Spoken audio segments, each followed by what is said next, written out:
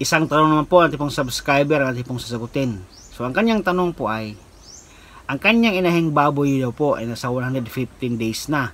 Due date na ba daw? Ano daw po ang pwedeng gawin? Sa akin pong experience mga kaibigan sa pag-alaga ng mga inahing baboy, kadalasan po ang aking mga inahing baboy po dito sa aking backyard farm, sila po ay nanganak ng nasa 109 to 119 days. Average of 114 days. So, yan po yung araw o range ng expected date of delivery ng ating mga alagang inahing baboy dito po sa aking backyard farm. So, based po yan sa aking experience po mga kaibigan. Kasi po, merong nanganak na po sa akin ng 109 days, buhay po yung mga biik. Merong nanganak po sa akin ng mga 119 days, buhay din po yung kanyang mga biik. Kaya po akin po masasabi na ang age of expected of delivery po natin mga alagang inahing baboy ay nasa 109 to 119 days, average of 114 days. Kapag yung inahing baboy mo kaibigan sa 115 days pa lang, normal pa lang yan. Pasok pa yan sa normal days of delivery.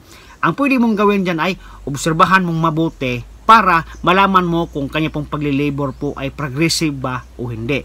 Kasi po kapag pag-abot po ng 118-119 days at hindi pa rin siya nanganak, yan po sa mga panahon na iyan, turukan na po mo siya ng localize para po mapwersa po siyang maanak po mga kaibigan.